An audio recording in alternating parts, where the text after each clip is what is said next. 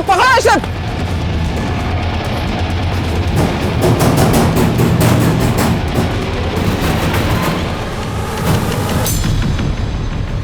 भागो भागो तुम लोग यहाँ से, जल्दी यहाँ से, जल्दी जाओ, भागो यहाँ से, जाओ यहाँ से, जल्दी जाओ यहाँ से, जल्दी जाओ, भागो भागो तुम लोग यहाँ से, जल्दी यहाँ से, जल्दी जाओ, भागो यहाँ से, जाओ यहाँ से, जल्दी जाओ यहाँ से, जल्दी जाओ।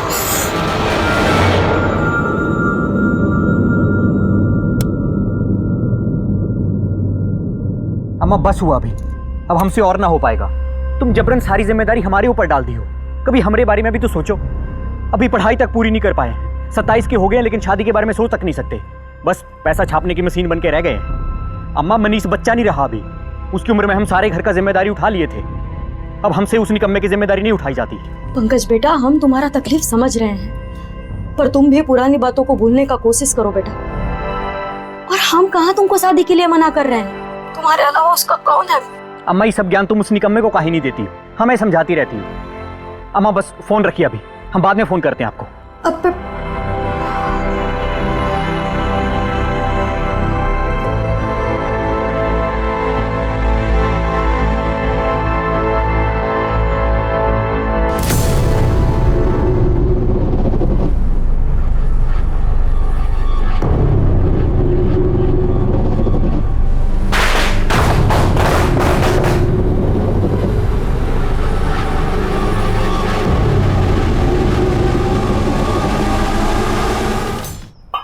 ए दीपू, अब कहाँ चल दिए? चुपचाप ट्यूशन निकलो, नहीं तो हम तुमको लतिया देंगे।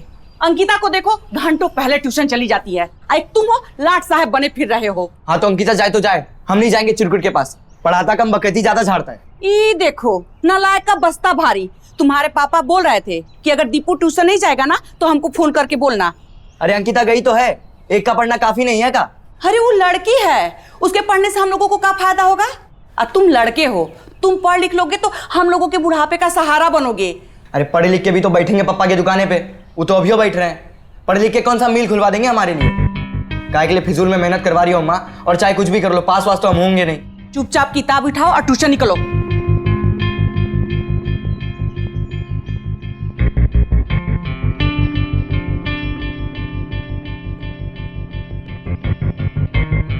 किशोर, किताब का देख रहे हो? ट्यूशन जाओ ना, लेट हो रहा है। कहाँ लेट हो रहा है? 4:30 ही तो बजे, निकल ही रहे थे।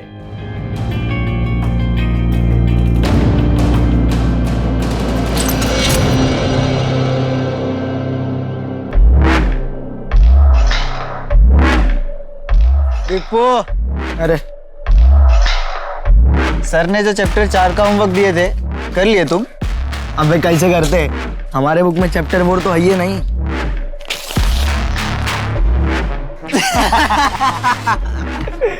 Perpendicular square plus base square.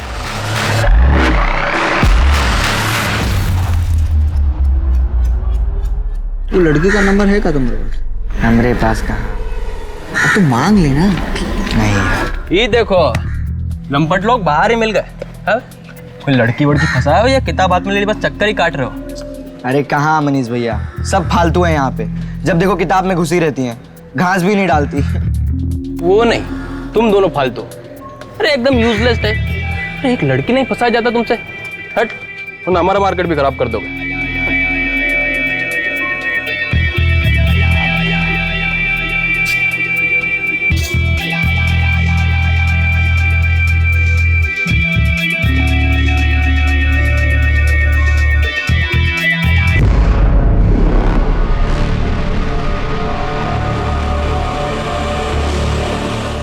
तुम यहाँ क्या कर रहे हो बे? चल बाहर निकल। 1000 बार बोला है तुमको, ट्यूशन सेंटर पे मत आया करो। अगर ये बंद हो गया ना तो खर्चा चलाना भी मुश्किल हो जाएगा। पहले जिंदगी झंड की हो हमारी, अब और क्या चाहते हो? अरे भैया, जिंदगी में एक गलती क्या कर दी है, पूरा जिंदगी भर कोसोगेगा? अरे हमें भी यहाँ शौक नहीं आने का, काम था तो आए थे। काम और तुम्हें? हाँ, नहीं हो सकता का? 2000 रुपये चाहिए, दे दो। इसको काम नहीं डिमांड कहते हैं। स्कूल जाते तो पता होता तुमको। फिर वही पढ़ाई वढ़ाई का रोना मत रो, पैसे दो और जाने दो, वरना यहीं बच्चों के सामने धरना दे देंगे। 2000 नहीं है हमारे पास।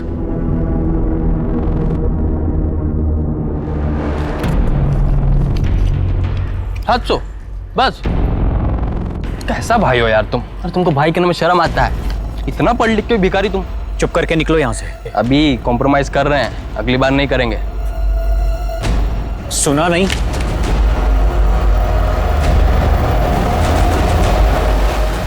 तुम लोग बाग में टहलने निकले हो? हाँ, क्लास में नहीं आओगे। आज बताते हैं तुमको आतिशबाजी किसको कहते हैं। अगर रॉकेट बना के नहीं उड़ाया ना तो कहना। सर, रॉकेट बनाने से पहले ज़रा सोच लीजिएगा, कहीं रॉकेट के साथ साथ घर का खर्चा भी ना उड़ जाए।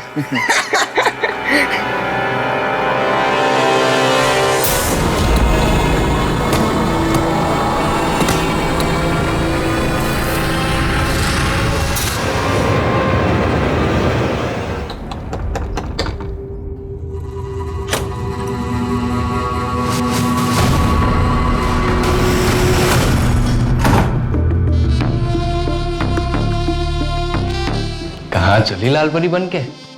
तुम्हारे दिल पर कब्जा करने। दिल तो पहले ही कब्जा लियो, उसका जान लोगी। वो भी ले लेते।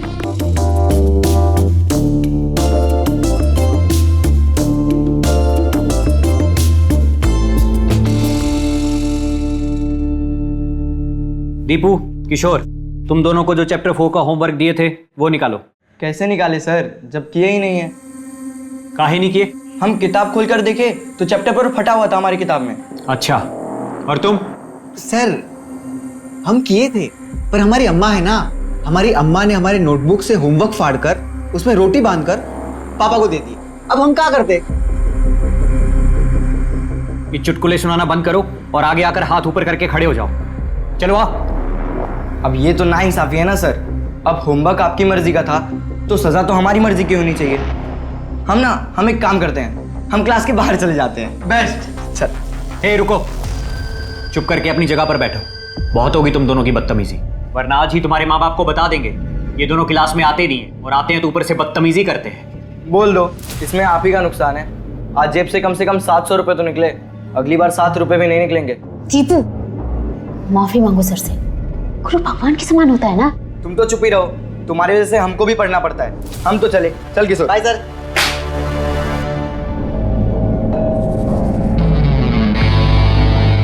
अब ये खतरनाक खेल हमको बंद करना पड़ेगा, बहुत जोखिम है इसमें। अरे मारे भोले बलम, वो मजा ही क्या जिसमें जोखिम ना हो। अच्छा, और ये मजा किसी दिन सजा ना बन जाए। तो दिन भर हमारी आंखों के सामने रहती हो तुम, काम धाम पे तो मन लगता नहीं हमारा। भैया को पैसे की जरूरत, कहाँ से ला के दे? हम तो अपना फोन तक रिचार्ज नहीं करा पाते। कल कितना दिल करा था तुमसे बात करने का, क्या करें? रुको जरा। अरे क्या कर रही हो तुम? हमें नहीं चाहिए। अभी इतना ही है, बाकी जुगाड़ बाद में करती हूँ।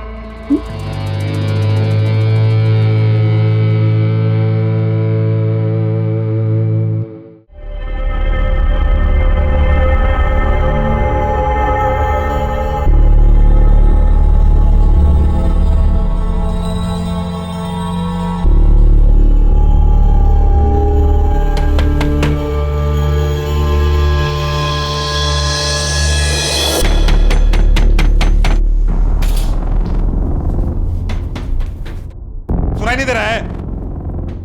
आ रहे क्या मंदिर का घंटा उठा जो बजा जा रहे? उड़ के आए दरवाजा खोलने? अरे बात का है, काहे इतने गर्म हो रहे हो तुम? गर्म काहे नहीं हूँ, 3 महीना हो गया तुम्हारे इस कामचोर भाई को यहाँ पे रहते हुए, अभी भी मेहमान बना पड़ा हुआ है। बर्तन देखो कैसा जूठा पड़ा हुआ है, घर देखो कैसा एकदम अस्त व्यस्त पड़ा हुआ है। इसको कुछ मतलब ही नहीं है। आज से या तो किराया देगा या तो घर से बाहर जाएगा। आधा किराया दे रहे हैं तुमको। आधा किराया क्या होता है? 3 आदमी रहता ना यहाँ पे, तो किराया भी 3 आदमी बटेगा बस। काहे चिल्ला रहे हो? अरे फुल वॉल्यूम में भी हमको कमेंट नहीं सुनाई दे रहा है। देख लो तेवर, देखो लाट साहब के। आज बर्तन धोने का बारिश का था ना, फिर भी बर्तन जूठा पड़ा हुआ है।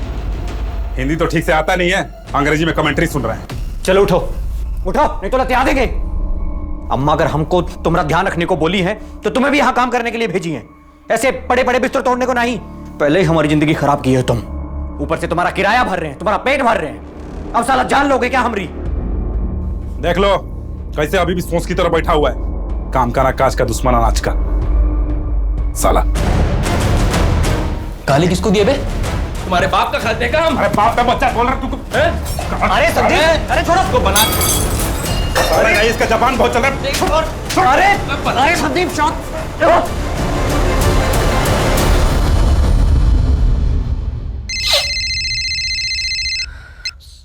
हेलो। पंकज बेटा, कैसे हो? खाना खाए? खाना मार खाए हैं तुम्हारे इस लाट साहब के चक्कर में। अम्मा तुम अभी फोन रखो, हम इसको इंसाफ दिलाते हैं। साला कैसा बड़ा भाई हो बे तुम? ये तुम्हारा रूममेट तुम्हारे सामने हमको पीट रहा है और तुम हमारी चुगली कर रहे हो? अरे तू ऐसे बड़ा भाई पे। अभी तुम हम पे थूक रहे हो, हम पे थूक रहे हो तुम। साला औकात देखा है अपना। साला हमारा जिंदगी बर्बाद की है। और मत भूलो, तुम्हारे खाने से लेके तुम्हारी चड्डी तक का खर्चा हम उठा रहे हैं और हम पे थूकोगे तुम। तुम तीनों अभी का अभी अपना सारा बोरिया बिस्तर बांधो और निकलो यहाँ से। रूम खाली चाहिए अभी का अभी। पर पांडे सर हुआ कहाँ है? हुआ कहाँ है ये हमसे पूछ रहे हो? ये साला रोज रोज का तुम्हारा झगड़ा परेशान करके रख दिया हमें। और ये आज विंडो का कांच तोड़ दिए।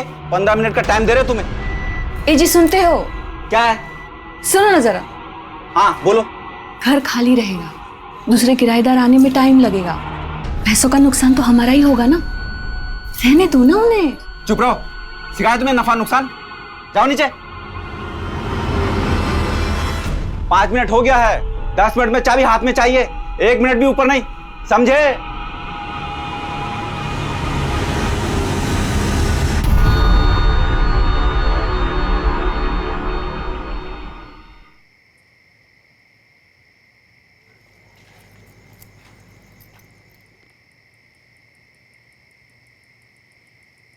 पापा, आप जो सर को घर से निकाले हो, इस बात का बदला वो हमसे ट्यूशन में लेगा। हम जाएंगे नहीं इसके ट्यूशन में पढ़ने। चुप रहो, ज्यादा खोपड़ी मत दौड़ाओ, जाओ अंदर।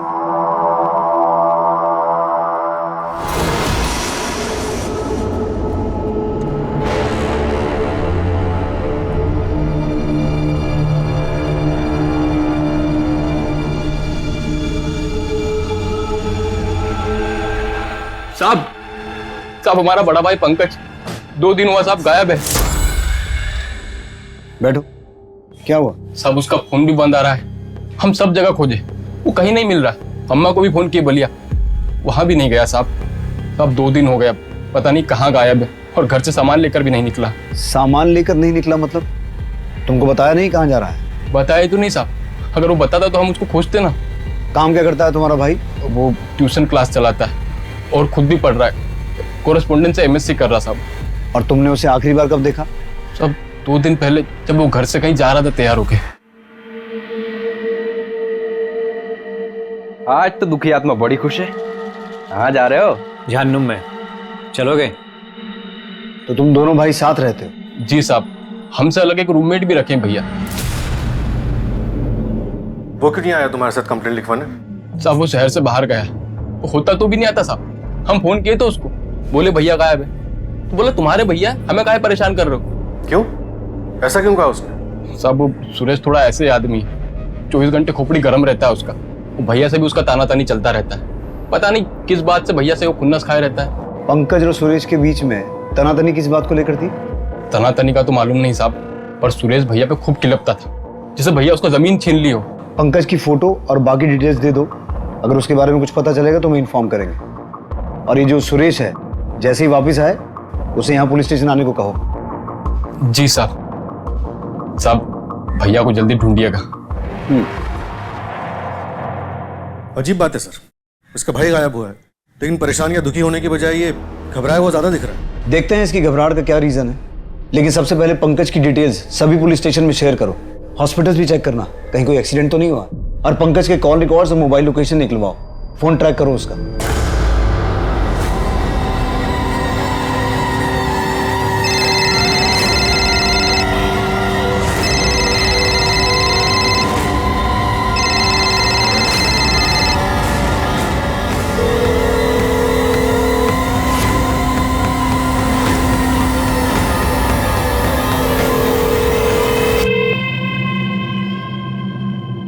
हाँ अम्मा, अरे अम्मा हम गए थे पुलिस स्टेशन। अम्मा जरा 1 मिनट रुकोगी? ये सुरेश का है? फोन क्यों नहीं उठा रहा वो हमारा? पता नहीं कहाँ है। तुमको कुछ पता भी रहता है? दिन भर बैठे बैठे ऊँगते रहते हो यहाँ। पंकज मिश्रा एक छोटे शहर का साधारण सा लड़का, मैथ्स की ट्यूशन चलाकर जैसे तैसे अपना गुजारा कर रहा था। यह साधारण सा दिखने वाला लड़का अचानक एक दिन रहस्यमय तरीके से गायब हो जाता है। पुलिस उसकी तलाश में हर जगह, hospital, railway station, bus depot पूछताछ करती है, लेकिन कहीं से पंकज की कोई खबर नहीं मिलती। पुलिस पंकज मिश्रा का फोन ट्रैक कर रही थी, लेकिन गायब होने के बाद से ही उसका फोन स्विच ऑफ आ रहा था। पर 2 दिन बाद पुलिस को एक बड़ी कामयाबी मिली। भैया सुनिएगा, ये फोन बेचने का है और थोड़ा सा जल्दी कर दीजिएगा, हमें निकलना है। सर, पंकज के फोन के बारे में एक इंपॉर्टेंट इन्फॉर्मेशन हाथ लगी। उसका फोन थोड़ी देर पहले स्विच ऑन हुआ था। किसी ट्रक के क्लीनर ने उसे बेचने की कोशिश की थी। उस क्लीनर को पकड़ लिया गया है और उसे यहाँ क्वेश्चनिंग के लिए लाया जा रहा है। चल बोल भाई, क्या मजबूरी थी, क्यों बेच रहा था फोन? साहब वो हमको, क्योंकि वो फोन तेरा नहीं था, पंकज मिश्रा का था और हम उसके फोन का IMEI नंबर ट्रैक कर रहे थे। अब ये बता, फोन मिला कहाँ से? साहब हम तो माल दे के आ रहे थे साहब। साहब हम ट्रक के पीछे सोए हुए थे, हमें पेशाब लगा तो हम उस्ताद को बोले गाड़ी रोकने के लिए। जब हल्के होके निकले तो ये फोन ट्रक के पीछे भरा हुआ था। कहाँ रोका था ट्रक?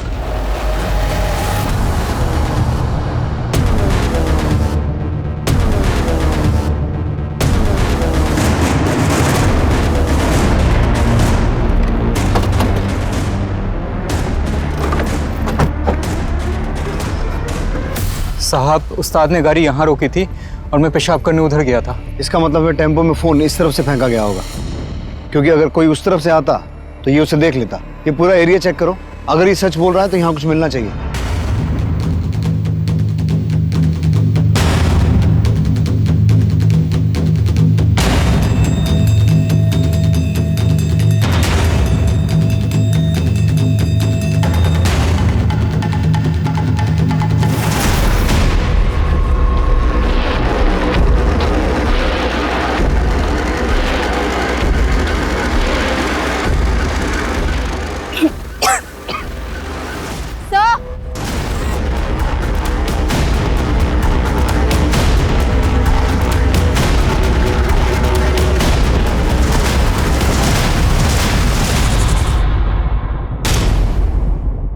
आंखें निकाली गई हैं सर और बॉडी काफी सड़ चुकी है। पंकज ही लग रहा है।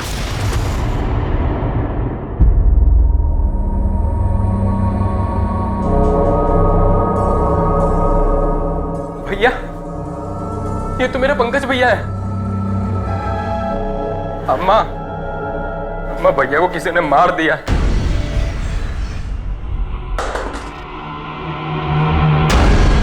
इसका मर्डर बहुत बेरहमी से किया गया है। एक आदमी ने इसके पैर पकड़े हैं और दूसरे ने छाती में चढ़कर से गला काट दिया। आप बता सकते हैं इसका मर्डर कब हुआ होगा? 4-5 दिन पहले। और हाँ, इसकी आंखें मरने के बाद नहीं, जब ये जिंदा था तब निकाली गई हैं और उसके बाद इसका गला काटा गया है। मतलब कि मर्डरर इसे मारना नहीं बल्कि तड़पा के मारना चाहता था। निकला है बिल से बाहर, मार दी हमारे भैया को। अरे ऐसा मारा कि उसकी आंख तक बाहर निकल रहा है। क्या कहते? ज्यादा बौरा मत समझे, हमारे ऊपर मत डालो, हम यहाँ पे थे ही नहीं। छोड़ जाओ अपना। अजीब इत्तेफाक है ना, इसका रूममेट पंकज गायब हुआ और तभी ये शहर में नहीं था। सर इसमें हमारा कोनो हाथ नहीं है सर। ये चोट कैसे लगी? वो सब मोटरसाइकिल से जा रहे थे तो ठोक दिए थे गलती से किसी को, तो सब मिलके कूट दिए हमको। कमाल है। एक और इत्तेफाक। काम क्या करते हो? एंटरटेनमेंट इंडस्ट्री में है, फिल्म दिखाते हैं लोगों को। Entertainment industry? पंकज को कैसे जानते हो? सर हमको किराए पे रूम चाहिए था तो ब्रोकर मिलवाया था हमको, तो ब्रोकर बोला कि साथ में मिलके रूम ले लो। उसके बाद सब ठीक चल रहा था सर। फिर ये आ गया रहने के लिए। इसके चक्कर में हमारा पंकज से लगभग रोजे लड़ाई होता था और एक बार तो मकान मालिक आधा रात को हम लोग को घर से बाहर निकाल दिया। जब अकेले थे तो ठीक था, आधी रात में सड़क पर ला दिए हो तुम। हाथ जोड़ के विनती कर रहे हैं तुमसे, प्यार से निकल जाओ यहाँ से, वरना धक्के मार मार के तुम्हें निकाल देंगे। और तुम क्या थूकोगे बे हम पे? अरे हम थूकते हैं तुम जैसे भाई पे। थू जाओ यहाँ से।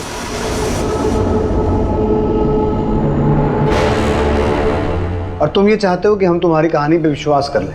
तुम्हारी पंकज से कोई दुश्मनी नहीं थी, तुम कुछ छुपा नहीं रहे हो, तुम्हारा शहर से बाहर होना, ये चोट वोट लगना सब सच है ना? हाँ सर, हम सब सच बोल रहे हैं सर। सर ये सुरेश झूठ बोल रहा है। पंकज उसका रूममेट था, उसे इतनी बुरी तरह से मारा गया, जीते जी उसकी आंखें निकाली गई और ये सब पता होने के बाद भी उसके चेहरे पर कोई अफसोस तक नहीं दिखा। सर इस सुरेश ने पंकज को मारा है और सुरेश के चोटों के निशान किसी बाइक के एक्सीडेंट की वजह से नहीं है। मर्डर करते वक्त पंकज ने जो खुद को बचाने की कोशिश की होगी, ये चोटें उसे तब लगी होंगी। लेकिन सौरभ ये भी याद रखो कि अगर सुरेश ने पंकज के साथ कोई दुश्मनी पाल भी रखी थी तो भी ये काम किसी एक आदमी का नहीं है। ऐसा क्या हुआ होगा सुरेश की लाइफ में जो पंकज को पता चल गया? और अगर अफसोस की बात करें तो अपने सगे भाई की बॉडी को इस हालत में देखकर मनीष की आंख से एक आंसू तक नहीं टपका, और आज सुरेश को देखकर इमोशन और गुस्सा दोनों आ गए, यहां तक कि उसने सुरेश का गिरेबान पकड़ लिया। सर हो सकता है ये इमोशन, ये गुस्सा हमें दिखाने के लिए हो। करेक्ट, अब तुम सही जा रहे हो। मनीष और सुरेश इन दोनों की कुंडली निकालो। सर, पंकज के कॉल रिकॉर्ड से तो कुछ खास मिला नहीं। फैमिली के अलावा उसे ज़्यादातर कॉल स्टूडेंट्स और उनके पेरेंट्स के आए, और हाँ, उसे लास्ट कॉल मुन्ना चौधरी के फ़ोन से किया गया था, जिसके बच्चे पंकज के ट्यूशन में पढ़ते हैं। हमें एक बार पंकज की ट्यूशन क्लासेस में पढ़ने वाले सभी बच्चों से बात करनी चाहिए। सौरभ, पायल, हमें पंकज के पुराने मकान मालिक से भी एक बार बात करनी होगी। ये पता लगाना होगा कि ऐसा क्या हुआ था जो रातों रात उसने इन्हें घर से निकाल दिया। अरे निकालते नहीं तो क्या करते? रोज रोज घर में लड़ाई झगड़ा तोड़ फोड़। उस दिन तो खिड़की का कांच तोड़ दिए। इतना परेशान किए कि किशोर के बाबा ने सुरेश से अपना बिजनेस बंद कर दिया। कान पकड़ लिए उसके बाद कि आज के बाद किसी बैचलर को अपना घर किराए पे नहीं देंगे। हाँ सर, ये नंबर तो हमारे नाम पर ही है, लेकिन हम इसका इस्तेमाल नहीं करते। हमारा बेटा दीपू इस्तेमाल करता है। हाँ सर, हम फोन किए थे पंकज सर को ये जानने के लिए कि ट्यूशन का फीस कब जमा करना है। दीपू और किशोर पंकज सर को बहुत परेशान करते थे। रोज उनके चिल्लाने के, गुस्सा होने के बाद भी उनकी क्लास छोड़ के चले जाते थे। तो दोनों उल्टा सर को ही धमकी देते थे कि बता दीजिए आपकी आमदनी कम होगी। वो लोग इस बात का खूब फायदा उठाते थे कि सर को पैसे का जरूरत था ना। हाँ साहब, हम सुरेश के धंधे में पैसे लगाए थे। हमको तो लगता है कि पंकज भी धंधे में उसका पार्टनर था। एक दिन वो दोनों किराया देने आए थे, तब सुरेश ने हमको डील ऑफर किया था। अरे बहुत बढ़िया ऑफर दे रहे हैं आपको पांडे जी। इतना प्रॉफिट होगा कि किराया तो आपको चिल्लर लगेगा, छोटी लागत ज्यादा मुनाफा। अब बाकी तो आप पूरे गांव में फेमस हैं। प्रणाम सर। प्रणाम किशोर, होमवर्क कर लिए तुम? जी, वो तो ट्यूशन से आते ही कर लिए थे। अभी तो आगे की पढ़ाई कर रहे थे। टेस्ट रखेंगे अगले हफ्ते। रख लीजिए, हमें कौन सी देनी है? देखो, रिस्क लेने से हम डरते नहीं हैं, लेकिन पता तो चले कि धंधा क्या है। धंधा अंधा छोड़िए ना, आप बस नोट गिनने का तैयारी कीजिए। क्या है ना पांडे जी कि जब लक्ष्मी जी सामने से आती है तो ज्यादा पूछताछ नहीं करना चाहिए, लक्ष्मी जी नाराज हो जाती है। इतना बोल रहे हो तो चलो तुम्हारा भरोसा करके कुछ पैसा लगा देते हैं, फिर देखते हैं आगे क्या करना है। सुरेश ने बढ़िया मुनाफा कमा कर दिया। हमने तो अपने दोस्त मुन्ना चौधरी के पैसे भी इन्वेस्ट करवा दिए। फिर मुन्ना की बिटिया अंकिता से पता चला कि सुरेश का धंधा क्या है। बाबा, दीपू और किशोर खुद को बर्बाद कर रहे हैं। वो जो सुरेश है ना, वो इनके उम्र के बच्चों का भविष्य बिगाड़ रहा है। ये ट्यूशन छोड़ के उसके यहाँ गंदे पिक्चरें देखने जाते हैं।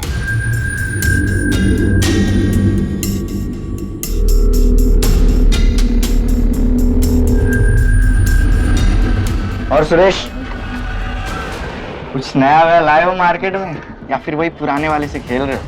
बेटा, आज खेल भी नया है और पैसा भी। मालो लाए हो कि नहीं?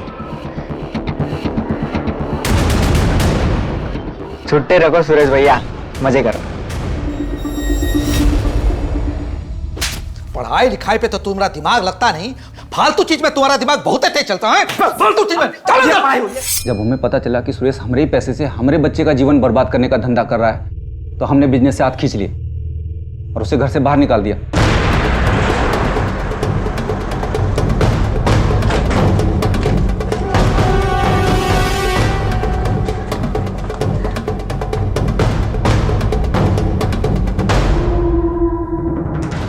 बैठ बैठ बैठ, इंटरवल होने वाला है।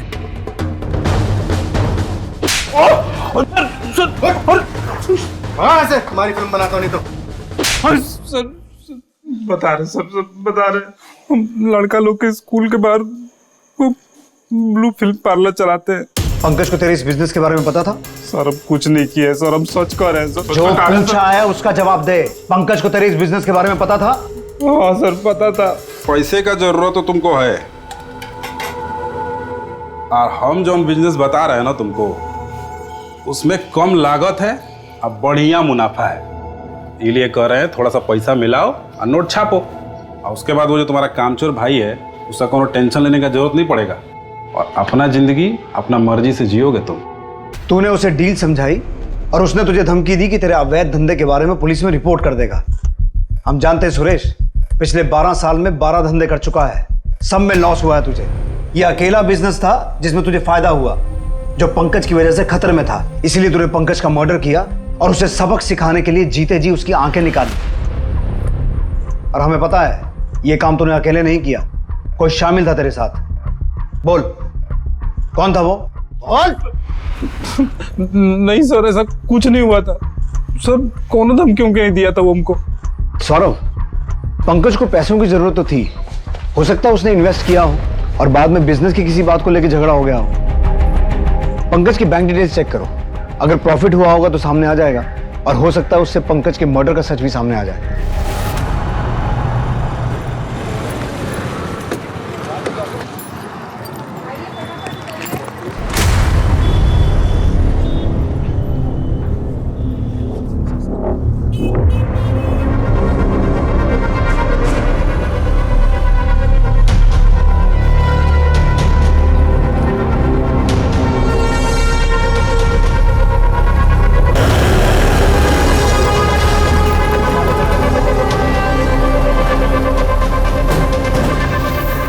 तो तुम दोनों ने सुरेश के बिजनेस में पैसा लगाया था? बताए तो थे।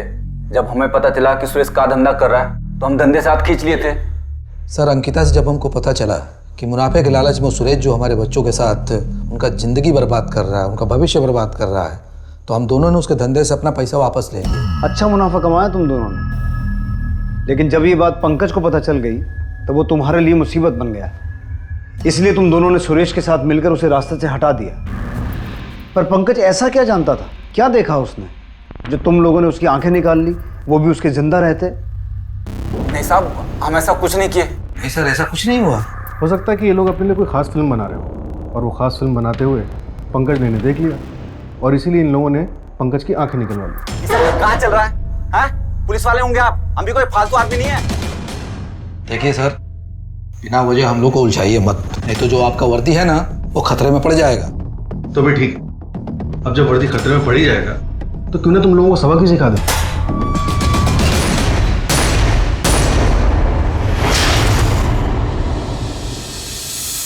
सर, हो सकता है आधी रात को घर से निकालने का प्लान इन तीनों ने मिलकर बनाया हो, ताकि सारा का सारा शक मनीष पर आए कि उसने पंकज का मर्डर किया है। वरना उसे उसी रात क्यों निकाला? क्योंकि पांडे की बीवी ने तो बताया था कि झगड़े तो आए दिन होते थे। पॉसिबल है, पर फिर भी मुझे लगता है कि हमें मनीष पर भी नजर रखनी चाहिए।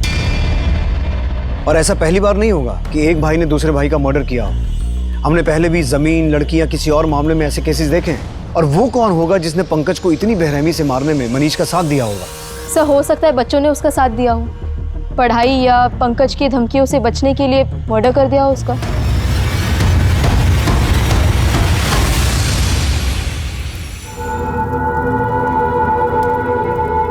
जहां एक तरफ पंकज के घर वाले पंकज की मौत का शोक मना रहे थे, वहीं दूसरी तरफ पंकज के कत्ल के संदिग्ध सुरेश झा, दीपक पांडे और मुन्ना चौधरी बेल पर पुलिस की रिमांड से बाहर आए। पुलिस के पास पंकज मिश्रा के कत्ल के मकसद और संदिग्धों की एक लंबी लिस्ट थी। पंकज का भाई मनीष मिश्रा अहम संदिग्ध था। उसके अलावा सुरेश झा, दीपू चौधरी, किशोर पांडे, दीपक पांडे और मुन्ना चौधरी सभी शक के दायरे में थे, पर बावजूद इसके पुलिस के पास इनमें से किसी के भी खिलाफ कोई पुख्ता सबूत नहीं था। साधारण से दिखने वाले इन मध्यम वर्गीय संदिग्धों ने पुलिस के लिए एक चक्रव्यूह रच दिया था, जिसे भेद पाना पुलिस के लिए दिन ब दिन मुश्किल होता जा रहा था। अम्मा, हम पक्का तो नहीं कह सकते, पर हमें लगता है हमें समझ आ रहा है पंकज सर के साथ क्या हुआ होगा। क्या बोल रहे हो तुम? हमको जरा समझा। सब बताएंगे, बस एक बार हम पक्का कर ले कि हम जो सोच रहे हो वो सही है या नहीं।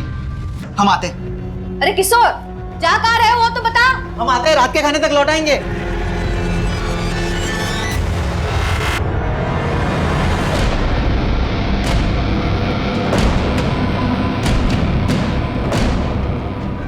साहब, इतना बोल के किशोर जो घर से निकला लौटा ही नहीं।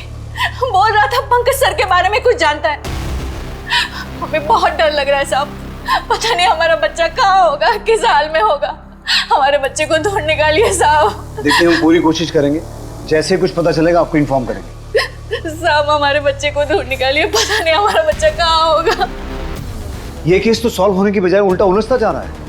पहले पंकज गायब होता है, उसका मर्डर होता है, फिर किशोर गायब होता है, जिसके पास पंकज के बारे में कुछ इन्फॉर्मेशन थी। और जिसके बारे में हम सोच रहे थे कि वो पंकज के मर्डर में इन्वॉल्व हो सकता है। सर मैंने इंक्वायरी की है, ये बात सच है कि किशोर और दीपू पंकज को परेशान करते थे, क्लास बंक करते थे, उसे धमकी देते थे, उसका मजाक उड़ाते थे, लेकिन मुझे नहीं लगता कि इस बात की वजह से वो उसका मर्डर कर सकते हैं। मुझे लगता है हमें पंकज की ट्यूशन क्लासेस के बच्चों से एक बार फिर बात करनी चाहिए। हो सकता है किशोर जो बात अपनी माँ को बताने वाला था वो ट्यूशन क्लासेस के किसी बच्चे को बताई हो। पंकज सर के लिए तो किशोर ने कभी कुछ नहीं कहा, लेकिन हाँ इतना मालूम है कि वो अंकिता को बहुत पसंद करता है। खाली अंकिता को क्या मैडम, वो तो हम पे भी बहुत लाइन मारता है। देख तुम्हारी भाभी।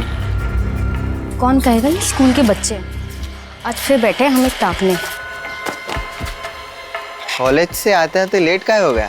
तुम ज़्यादा उड़ो मत, अपने काम से काम रखो। अरे तुमको निहारना ही तो काम है हमारा। ट्यूशन भी हम तुम्हें देखने ही तो आते हैं, पर वो साला चिरकुट है ना, वो चिल्लाता बहुत है, इसलिए हम आइडिया लगाए कि अब से हम तुम्हारे कॉलेज के बाहर आएंगे तुम्हें देखने के लिए। हमारे छोटे भाई के दोस्त ना होते ना तो ऐसा थप्पड़ मारते ना कि यहीं फफल जाते। किशोर तुम्हारा बेस्ट फ्रेंड है ना? हाँ एकदम जिगरी।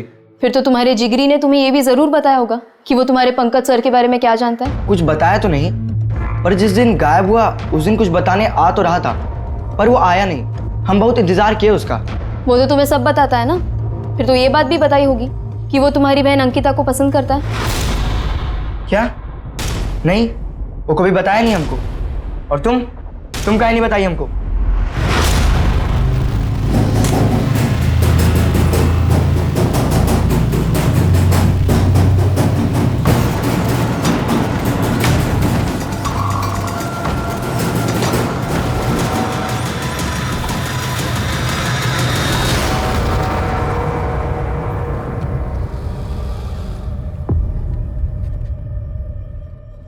चोर चोर पकड़ो पकड़ो इसे, पकड़ो। अबे तुम तो वही हो, तुम ही से हम बाइक खरीदे और तुम ही हमारी बाइक चुरा रहे हो। चलो तुम थाने चलो। अब बताते हैं सर। साहब पहले हम लोग मोटरसाइकिल बेचते हैं, बेचने के जब पैसे मिल जाते हैं तो उसको फिर चुरा लेते हैं, तो दूसरे ग्राहक को बेच देते हैं। इस तरह हम एक ही गाड़ी को ना अलग अलग कई ग्राहकों को बेच देते हैं सर। तेरे अलावा और कौन कौन है इस बाइक चोरी के गैंग में? बोल। तीन लोग हैं सर। शहर में सेकेंड हैंड बाइक बेचकर खुद उसे चोरी करने वाला गैंग हाथ लगा है। इस गैंग के सरगना का पंकज मर्डर केस से कनेक्शन सामने आया है। किसका? ये सर।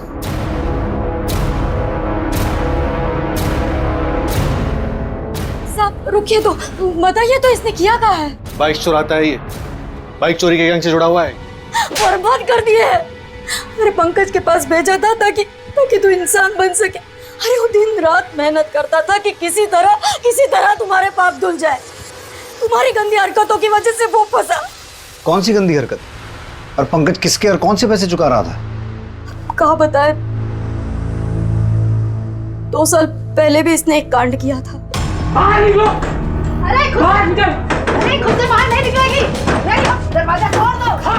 अरे ये क्या किया तुमको शर्म नहीं लगा? लड़की को छोड़ दे, कहीं मुंह दिखाने लायक नहीं छोड़े हम। पूरे खानदान का नाम मिट्टी में मिला दिया तुमने। ये लोग हमको जान से मार डालेंगे, हमको जेल में डाल डालेंगे।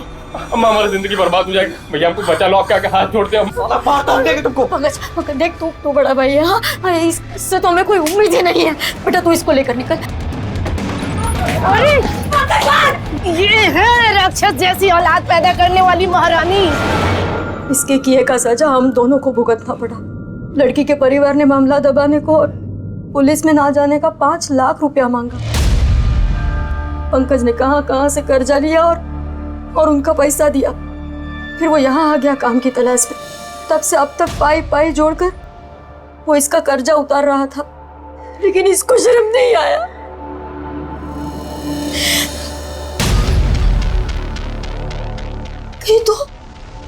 तू तो कुछ गलत नहीं किया ना हमारे पंकज के साथ? नहीं अम्मा, हम लाख बुरे सही, पंकज हमारा बड़ा भाई था। हम उसके साथ ऐसा कुछ करने का सोच भी नहीं सकते। बाइक चोरी का धंधा भी हम इसलिए कि भैया का हाथ बटा सकेंगे। चल तेरी अच्छाई थाने में चल के देखेंगे। चल। साहब तुम तीनों कब से चोरी कर रहे हो? आप बस वो 1 महीने से साहब। पंकज को तुम्हारी इस बाइक चोरी के बारे में पता चल गया था, इसलिए तुम लोगों ने उसका मर्डर कर दिया। और किशोर को इसलिए मार दिया क्योंकि शायद उसे पता चल गया था कि तुमने पंकज के साथ क्या किया। अब बताओ, किशोर के साथ क्या किया तुमने? उसे भी मार दिया? और मनीष तू तो किशोर का दोस्त था ना, बच्चे को भी तो अपनी तरह बनाना चाह रहा था, अंकिता को पटाने में उसकी मदद कर रहा था। नहीं साहब, हम तो बस किशोर के मजे लेने जाते थे। वो अंकिता बहुत जोर अड़काती थी उसे। सब हम सच कह रहे हैं, हमने भैया को नहीं मारा और हम ना ये जानते कि किशोर कहाँ गया। सब हमारा गलती इतना सा है बस कि हम किशोर की माँ के साथ अफेयर किए थे। वो हमने नहीं किया था साहब, वो खुद हमारे पास आई थी। हम उन्हीं के घर में किराए से रहते थे ना, जब कोई नहीं होता था तो वो बहाना बनाकर आ जाती थी, तो हम भी थोड़ा थोड़ा। सर ये तो इस केस में नया ही एंगल जुड़ गया। सर क्या ऐसा हो सकता है कि पंकज के मर्डर और किशोर के गायब होने के पीछे मनीष और शालिनी का ही अफेयर रीजन हो? सौरभ, हो भी सकता है और नहीं भी हो सकता है। मनीष हमें गुमराह करना चाहता हो, वरना अचानक सामने से आकर खुद अपने अफेयर की बात क्यों बताता? और अगर पांडे को उनके अफेयर की बात पता चल गई थी तो वो पंकज को इतने बुरे तरीके से मारने और अपने खुद के बेटे को गायब करवाने की बजाय मनीष और शालिनी को मारता। खैर, इस एंगल को भी देखते हैं। तुम एक काम करो, पांडे की बीवी शालिनी को बुलाओ, देखते हैं क्या कहती है। सर, हमने सबकी बैंक डिटेल्स चेक की है। एक हैरान कर देने वाली खबर सामने आई है। पंकज ने पहली बार ऑनलाइन शॉपिंग की है, वो भी पूरे 20,000 रुपए की। क्या? पता लगाओ क्या खरीदा उसने।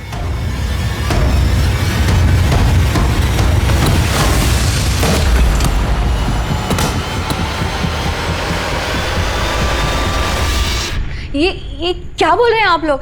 ऐसे कुछ नहीं था। वो मनीष हमारे साथ जबरदस्ती किया था साहब। आप कह रहे हैं कि मनीष ने आपके साथ जबरदस्ती की थी, जबकि उसका कहना है कि आपने उसे उकसाया था। मनीष सब बक चुका है। किशोर को आपके और मनीष के अफेयर के बारे में पता चल गया था, इसलिए आप दोनों ने मिलकर उसे अपने रास्ते से हटा दिया। किशोर को कुछ मालूम नहीं था, उल्टा वो तो मनीष को पसंद करता था, उसके जैसे बनने की कोशिश करता था। हमने कुछ नहीं किया साहब, हम काहे मारेंगे? कारण है आपका और मनीष का रिश्ता। प्यार और वासना में फंसकर लोग बड़े से बड़ा जुर्म कर सकते हैं, और ये मैं ऐसे ही नहीं, अपने एक्सपीरियंस से बोल रहा हूं।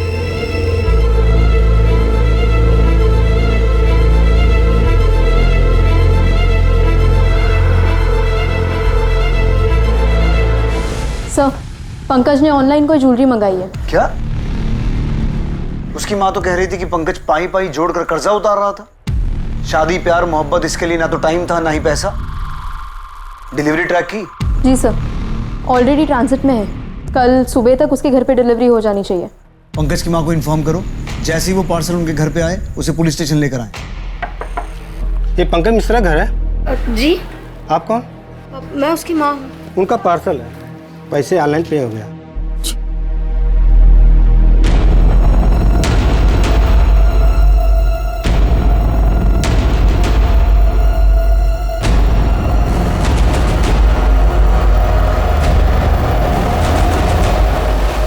तो ये वजह थी पंकज के साथ वो दरिंदगी करने की, उसकी आंखें निकालने की।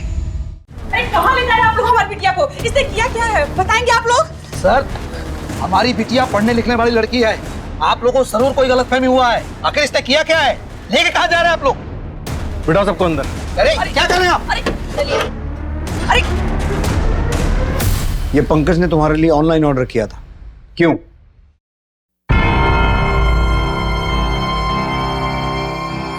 सर, हम दोनों एक दूसरे को बहुत प्यार करते थे। अगले हफ्ते हमारा बर्थडे है। हमारे बर्थडे पे सरप्राइज गिफ्ट देने के लिए खरीदे होंगे। वो हमको एक बार बोले भी थे कि हमारे लिए कुछ खास गिफ्ट खरीदे। इतनी सी बात पूछने के लिए आप पूरे मोहल्ले में हमारा तमाशा बना दिया। अरे इतना बात तो आप वहां भी पूछ सकते थे ना। अब तो आपको पता चल गया कि इसने कुछ नहीं किया। अब तो हम जा सकते हैं ना। चलो अंकिता, बस कीजिए। और कितना नाटक करेंगे आप लोग? यही लोग मारे हैं पंकज को। ये तीनों मिलके मर्डर किए उनका। हम दोनों एक दूसरे को बहुत प्यार करते थे। हम कहीं मिल नहीं सकते थे, हम कहीं बात नहीं कर सकते थे। इसीलिए हम हर रोज 2 घंटे पहले ट्यूशन चले जाते थे, सबसे पहले।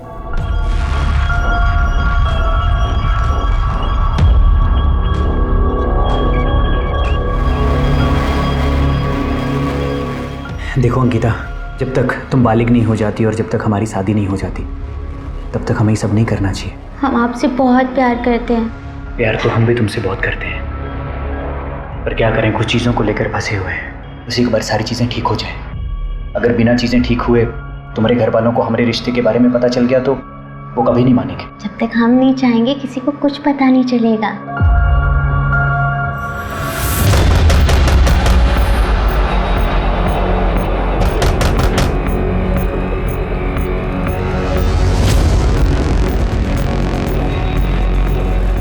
चुपचाप घर चल।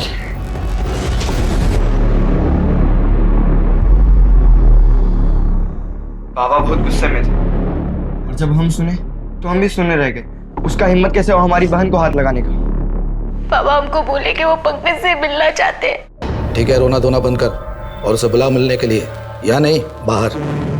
यहाँ पर आएगा तो 4 लोग बात करेंगे।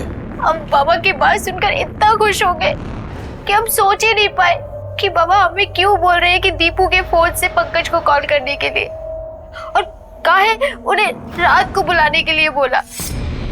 हेलो, तुम्हारे लिए खुशखबरी है। कहाँ खुशखबरी?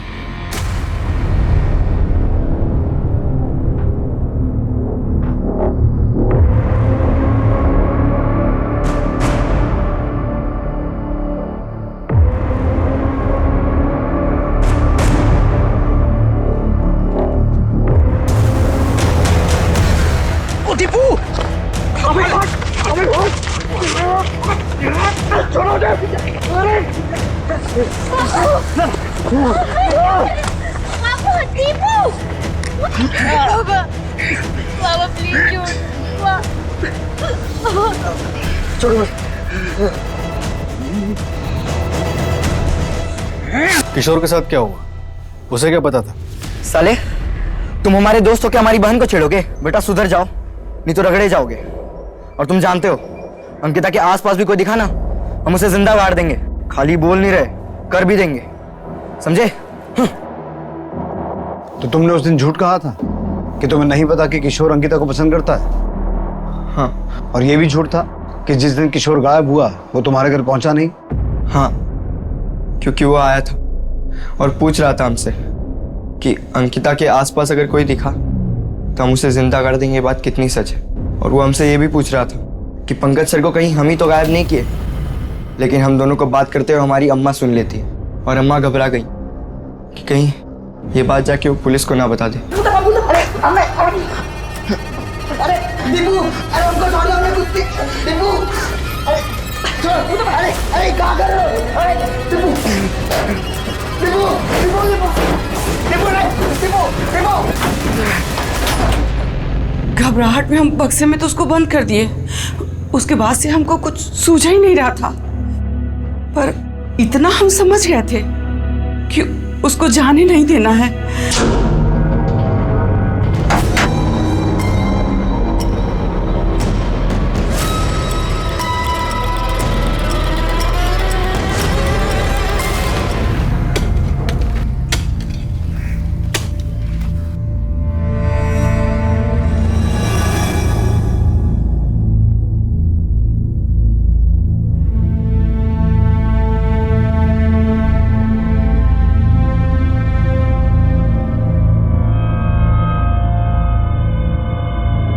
पंकज एक पढ़ने लिखने वाला होनहार लड़का अपनी मां की मांग और दबाव के कारण कभी 2 मिनट सुकून के भी नहीं जी पाया।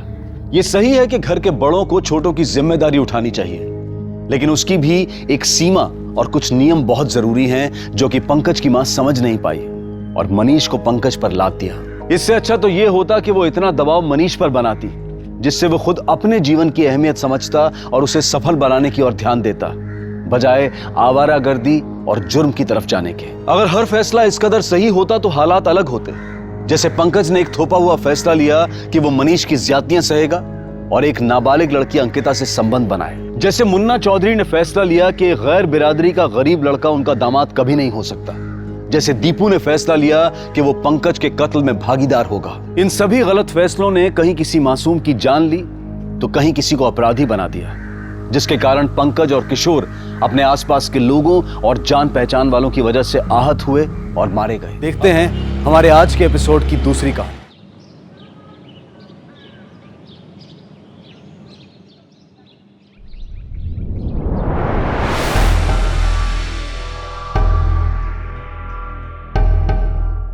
Always a free bird. क्या बात है मैडम, टैटू तो काफी अच्छा बना है, पर अब तुम फ्री बर्ड कहाँ, तुम तो मुझसे बंध चुकी हो। मुझे कोई नहीं बांध सकता, मरते दम तक मैं फ्री बर्ड ही रहूंगी। प्रीति बेटा। हाँ हाँ पापा। ये देख, ये शादी के कार्ड्स के डिजाइन के प्रिंट आउट्स हैं। अरे वो अक्षय वीडियो कॉल पे। जय श्री कृष्ण अक्षय बेटा, घरे बता केम छे? घरे बता मजाમાં, તમે કેમ છો? मैं बिल्कुल ठीक हूँ, बस ये शादी की तैयारी में लगा हुआ हूँ, और ये प्रीति शॉपिंग में। अरे पापा, एक अच्छी बात याद दिलाई, मुझे ना ज्वेलर के पास जाना है, एक बाजूबंद ठीक करवाने देना है। चल अक्षय बाय, मेरे को रेडी होना है ना। बाय बाय पापा। मैं जल्दी से तैयार हो जाती हूँ। बेटा तारी माँ तो नहीं, पर मेरा तो फर्ज बनता है तुझे पूछने का, तू खुश तो छे? शू पापा, आप भी ना हिंदी फिल्मों के टिपिकल पापा वाला सवाल पूछ रहे हो, फिर भी आपकी तसल्ली के of course I am very happy. चल अब जल्दी से तैयार हो जा और कर ले जी भर के शॉपिंग।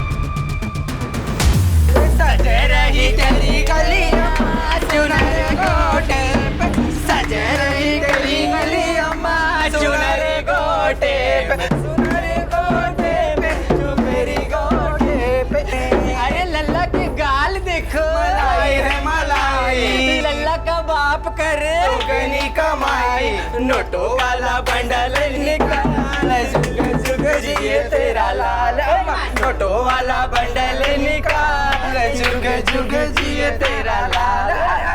बड़ा मजा आया ना? हाँ। अच्छे किया। हाँ। बड़ा खूबसूरत। ए लक्ष्मी, ये ले, सब मैं बांट दो। हाँ, मैं अपना ले चुकी हूँ, अभी चलती है मैं। ए पद्मा, संभल के जाना। हाँ, जमाना बड़ा खराब है। चलो रे चलो।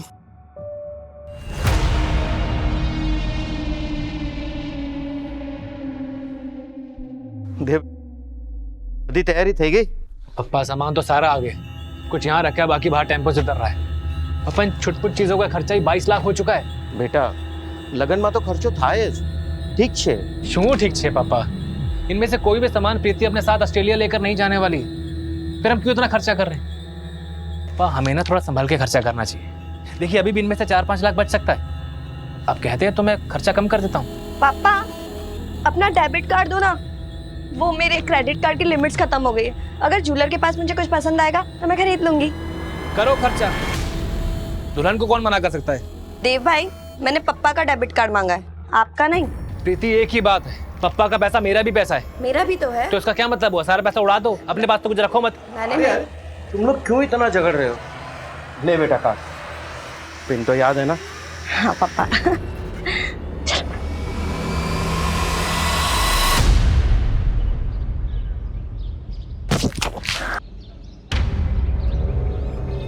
अभी तुझे कितनी बार समझाया पानी मत फेंका कर।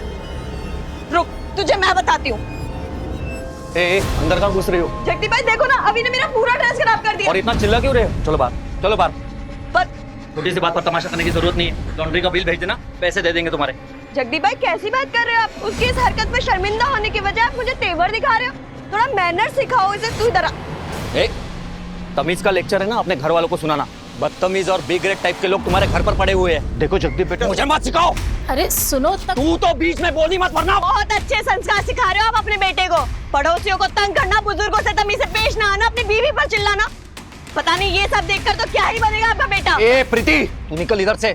एक शब्द भी अगर मुंह से निकाला तो भूल जाऊंगा कि तू लड़की है करके। जगदीप भाई, मेरी बहन से अच्छे से बात करो तुम। तू तो साले बीच में बोली मत वरना तेरा मुंह तोड़ दूंगा मैं। पापा, मुझे सिखाने की जरूरत नहीं है। ऊपर ठीक हो।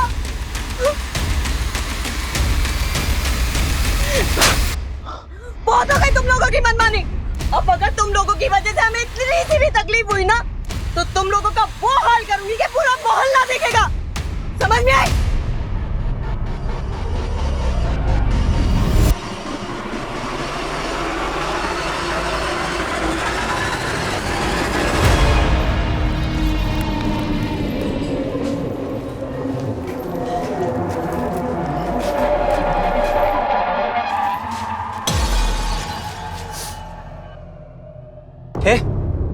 हाथ नहीं लगाने का मेरे को। तो लात लगाऊं?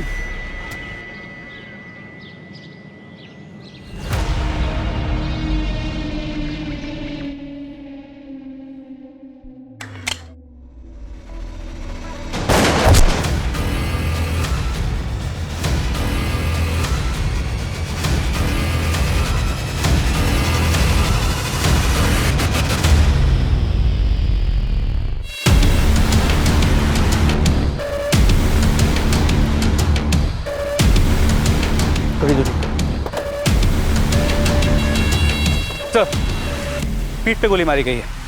विक्टिम का नाम प्रीति कोठारी। इसका घर यहीं थोड़ी दूरी पे है। इसके एक पड़ोसी ने इसके बॉडी को पहचाना। किसी प्राइवेट कंपनी में सेल्स डिपार्टमेंट में काम करती है।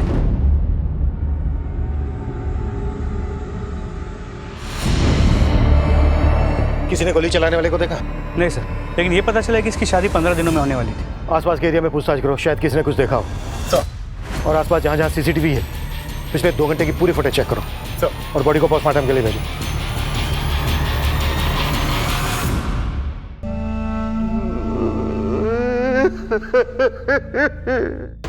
शेष जी, संभालिए अपने आप को। किसी के साथ कोई झगड़ा, दुश्मनी आप लोगों की या प्रीति की? जी सर, जब प्रीति यहाँ से ज्वेलरी शॉप जाने के लिए निकल रही थी, जगदीप से उसका झगड़ा हुआ था। बहुत हो गई तुम लोगों की मनमानी। अब अगर तुम लोगों की वजह से हमें इतनी सी भी तकलीफ हुई ना, तो तुम लोगों का वो हाल करूंगी कि पूरा मोहल्ला देखेगा। जगदीप कहाँ रहता है जगदीप? सर प्रीति से मेरा झगड़ा हुआ था, लेकिन उसके मर्डर से मेरा कोई लेना देना नहीं है सर। कुछ नया नहीं बोल रहा है तो? हर मुजरिम शुरू के कुछ मिनटों तक यही बोलता है कि उसका कोई लेना देना नहीं है, पर यकीन मान मेरा, उसका ये झूठ कुछ मिनटों का ही होता है। सर मैं झूठ नहीं बोल रहा हूँ सर, मैंने ये तो माना कि उसके परिवार के साथ मेरी दुश्मनी थी, लेकिन जिस समय ये घटना घटी मैं ऑफिस में था सर। आप चाहे तो किसी से पूछ सकते हो। प्रीति के परिवार से किस बात को लेकर दुश्मनी थी तेरी? सर प्रीति के पापा जयेश कोठारी और हम एक ही गांव से हैं, पटीदार है वो हमारे। सर सालों से दुश्मनी चल रही है, यूँ समझ लीजिए कि विरासत में मिली है। इसका मतलब ये तो नहीं कि प्रीति का मर्डर करके मैं अपनी जिंदगी खुद खराब करूंगा। झूठ मत बोल, सीधा लाइन पे आ। बोल।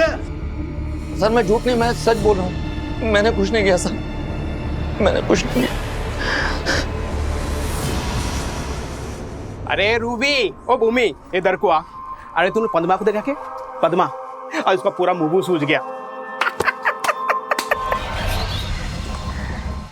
सर, बुलेट के फॉरेंसिक रिपोर्ट से क्लियर हुआ है कि प्रीति के पीठ पे गोली चलाई गई थी। 0.9 mm कैलिबर की बुलेट, और बुलेट मैक्सिमम 10 मीटर के डिस्टेंस से चलाई गई थी। क्राइम सीन के आसपास हमने अच्छे से सर्च किया, लेकिन हमें बुलेट का कार्ट्रिज नहीं मिला।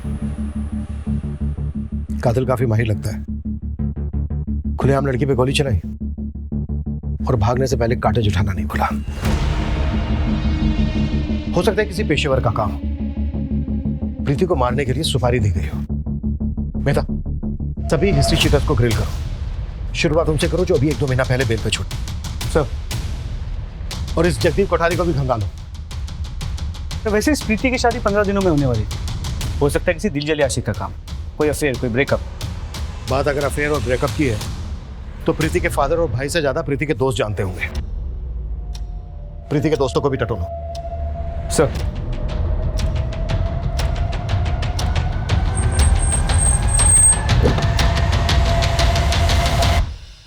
सर मैं प्रीति को 2 साल से जानती थी और हमने एक साथ ही ये कंपनी ज्वाइन की थी। और जहाँ तक मुझे पता है, अक्षय से सगाई के बाद वो काफ़ी खुश थी sir. She was very happy. इन 2 सालों में प्रीति की जिंदगी में कोई और लड़का आया था? नहीं सर, प्रीति काफ़ी क्लियर थी। वो love marriage, love at first sight, इसमें बिलीव नहीं करती थी। लेकिन हाँ सर, कुछ महीने पहले मुझे उसने एक बात बताई थी। प्रीति, मुझे ना तुमसे कुछ बात करनी थी। हाँ मनीष बोलना। वो मैं कह रहा था कि हम डिनर के लिए बाहर चले। जा सकते हैं, बस मेरा काम थोड़ी देर में खत्म होने वाला है। एक काम कर, तू वरुण, ऋषभ और रचना से भी पूछ लेना तब तक। मेरा मतलब था कि सिर्फ हम दोनों। प्रीति ने मनीष को ना कह दिया था सर, और ये बात उसने मुझे खुद बताई थी। कि मनीष अब कहाँ है? वो अपनी क्लाइंट विजिट के लिए बैंगलोर गया है सर। उसका नंबर तो होगा ना तुम्हारे पास? यस सर, मैं अभी लाती हूँ। मनीष अग्रवाल, प्रीति के कॉल रिकॉर्ड से कोई लिंक मिला? नहीं सर, इनफैक्ट उन दोनों के बीच बहुत कम कॉल्स हुए हैं और कभी 3-4 मिनट से ज़्यादा बात नहीं हुई। प्रीति की सबसे ज़्यादा बातें अपने मंगेतर अक्षय और सहेली रचना से होती थी। इन दोनों की भी डिटेल्स निकालो। सर।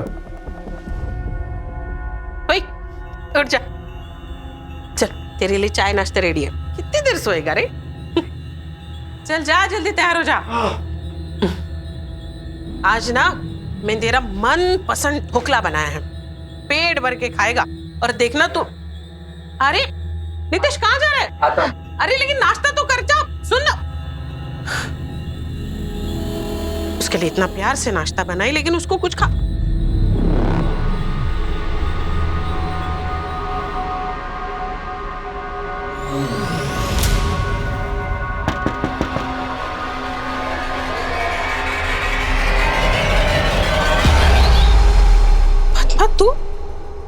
तू यहाँ क्या कर रही है? किधर है तेरा लौंडा नितेश? निकाल बाहर उसको। हाँ, मुझको मार के अपनी मर्दानगी दिखा रहा था। हाँ, बाहर निकाल उसको, छोड़ेगी नहीं मैं उसको। और उसके साथ क्या कर रही है तू? देख पद्मा, ये सब नौटंकी ना यहाँ मत कर। मैं तुझसे बाद में बात करती हूँ ना, जा अभी। नहीं जाएगी मैं। अरे भाई लोगों, इसके बेटे ने मेरा पैसा लूटा। हाँ, मारा मुझको। जाएगी ना मैं, इधर ही बैठेगी मैं धरने पे, इधर ही। अरे नन्ही देवी, हाय हाय, निकाल मेरा पैसा। हाय हाय, इसका बेटा। हाय हाय, निकाल मेरा पैसा। मैं हाथ जोड़ती हूँ, तू जा ना अभी। मैं किधर भी नहीं जाएगी, मैं इधर ही धरने पे बैठ गया। तू क्या कर रही है? क्यों तमाशा कर रही है? जा ना अभी।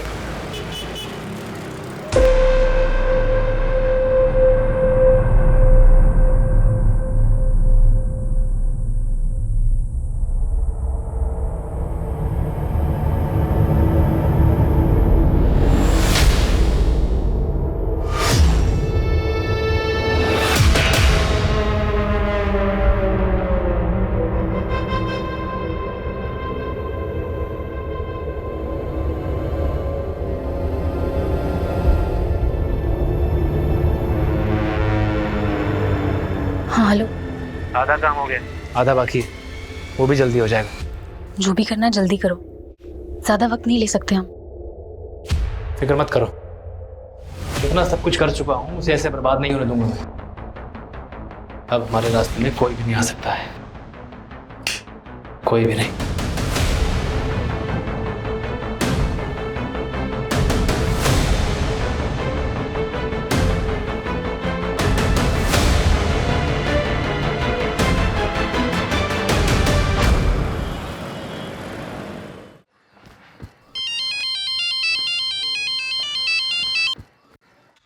हाँ आ रहा हूँ। पैसे मिल गए ना?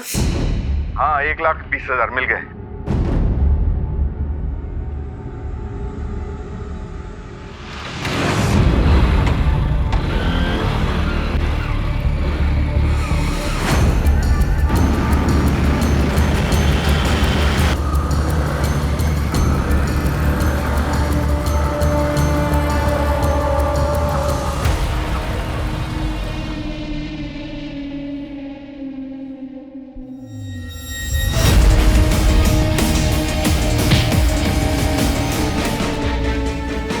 और एक बात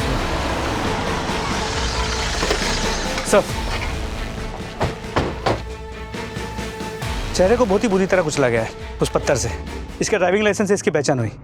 इसका नाम अनिल चुदासमा है, उनकी पत्नी मीता चुदासमा। 1,20,000। जी, बीसी का पैसा लेकर आ रहे थे। मेरे भाई को पैसे की बहुत जरूरत थी। और इनके हाथ में एक सोने की ब्रेसलेट भी थी जो अब गायब है। इनकी दुश्मनी थी किसी के साथ? मुझे कुछ नहीं मालूम सर। 1,20,000 और एक सोने के ब्रेसलेट के लिए कोई इतनी बेरहमी से क्यों मारेगा? और अगर इसका चेहरा इसलिए कुचला गया है ताकि इसकी पहचान ना हो सके, तो फिर कातिल इसकी आईडी छोड़ के क्यों गया होगा?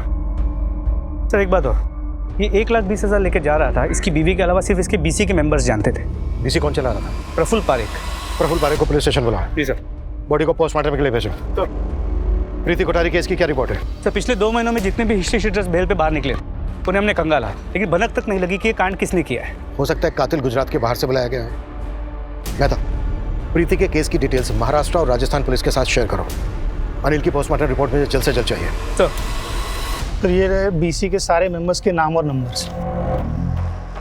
अनिल की इनमें से किसी के साथ कोई दुश्मनी?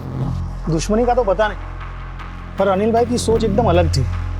मेरा मानना ये है कि व्यापार हमेशा प्यार से होना चाहिए। पर अनिल भाई साहब, अभी आपने कहा कि अनिल की सोच बिल्कुल अलग थी। ये अलग से क्या मतलब है आपका? एक्सप्लेन करेंगे? क्या बताऊं साहब, ऐसे मरने वाले की बुराई तो करनी नहीं चाहिए। हाँ, लेकिन इतना जरूर कहूंगा कि वो पैसे को ना जान से ज्यादा मानते थे, और एंड में क्या हुआ, जान भी गई और पैसा भी, वो भी इतनी बेरहमी से। सर एक मिनट। सर मर्डर वाले दिन 13 सितंबर को ज्वेलरी शॉप से लेकर प्रीति के घर तक के सारे सीसीटीवी फुटेज स्कैन किए। सर उसमें एक जगह मनीष प्रीति के साथ कैप्चर हुआ है।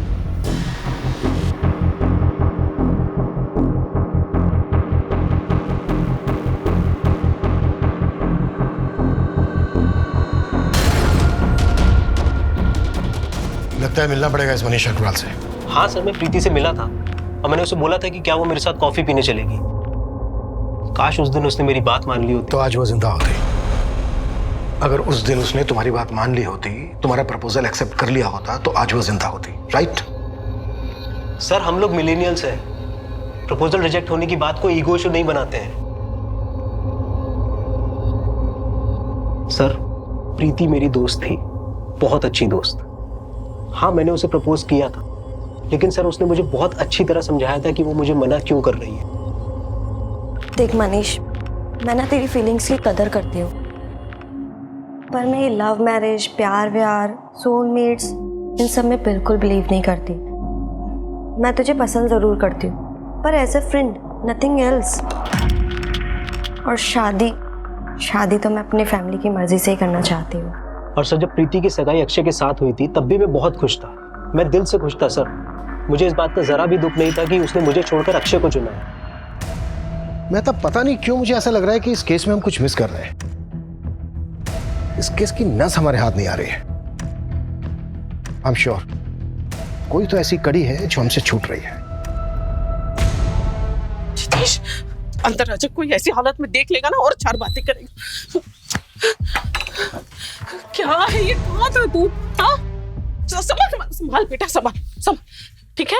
हाँ आई पूरी रात गायब रहता ये लड़का। मैं परेशान हो चुकी हूँ इस लड़के से। मैं समझ में नहीं आता मैं क्या करूँ, कैसे करूँ। तू ठीक है? हाँ ये ले पानी पी। ये ले, हाँ अरे पी ना। ठीक है? हाँ कहाँ था तू? हाँ कहाँ था पूरी रात? कहाँ था तू? मैं तुझसे कुछ पूछ रही हूँ। दिन भर नशा करते हैं सारे, गुस्से में सबसे लड़ते रहते हैं। मैं क्या करूं? मैं कैसे संभालूं तुझे? मैं थक गई।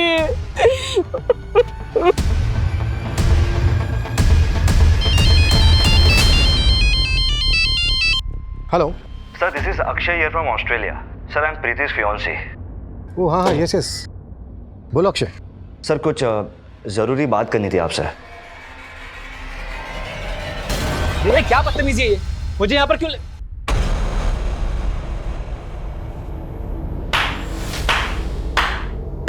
क्या बात है इंस्पेक्टर साहब, आप लोग कातिल को ढूंढ नहीं पा रहे तो आपने मुझे ही मेरी बहन के कत्ल में फंसाने का प्लान बना लिया है। प्लान हमने नहीं, तुमने बनाया था, ताकि तुम्हें हाईवे वाली 5 करोड़ की जमीन गंवानी ना पड़े।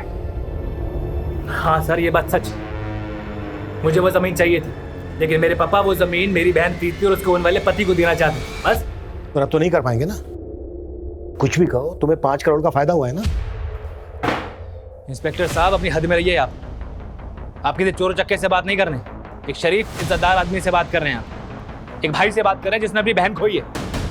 और आप लोग उसके कातिल को ढूंढने में नाकामयाब साबित हुए।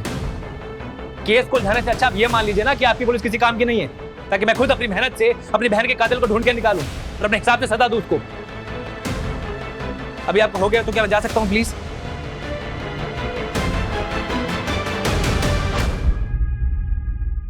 नजर रखो इस पे, चिल्लाने से सच दब नहीं जाता।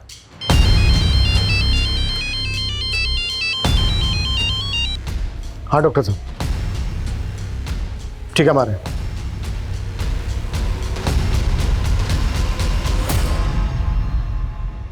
पत्थर से कुचलने से पहले विक्टिम के सर पर किसी भारी लोहे की चीज से वार किया गया होगा। क्या ये हथौड़ी जैसी कोई चीज हो सकती है? I don't think so. मेरा एक्सपीरियंस कहता है कि गन को एज अ वेपन की तरह यूज किया गया होगा।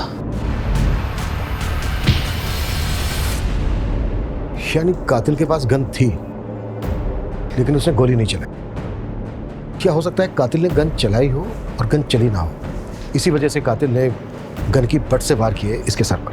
Quite possible. समझ में नहीं आ रहा है, कातिल ने इतनी बेरहमी से मारा है मेरे को। कातिल का मकसद क्या? सर कहीं ना कहीं मुझे ऐसा लगता है कि ये प्रीति और अनिल दोनों के केसेस कनेक्टेड हैं। कैसे? प्रीति को गोली मारी गई। जी सर, लेकिन दोनों केसेस में गन का प्रेजेंस है।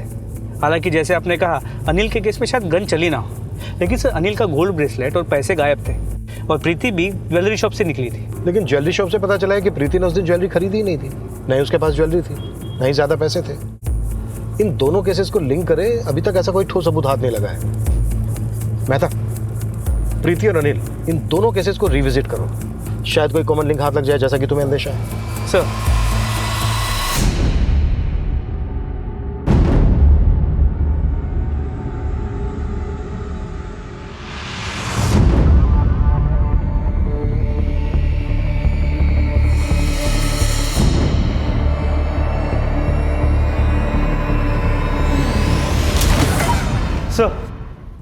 प्रीति और अनिल के मर्डर केसेस के बीच का कॉमन लिंक मिल गया। जगदीप कोठारी। जगदीप कोठारी, कनेक्शन तेरा बड़ा स्ट्रॉन्ग है।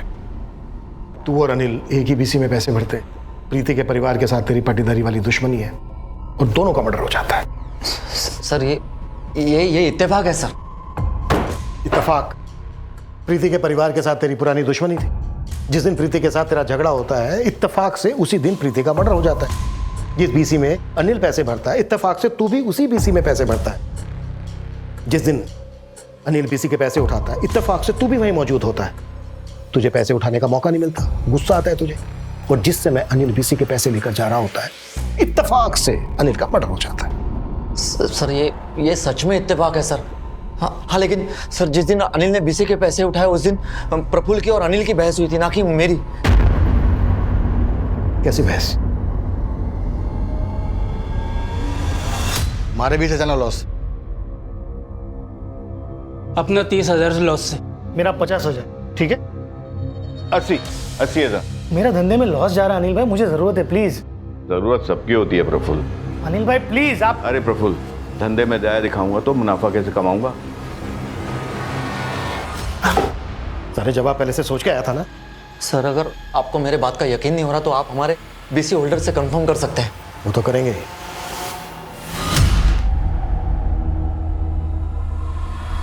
हर बार मुझे लग रहा है कि ये जगदीप हमसे कुछ छुपा रहा है।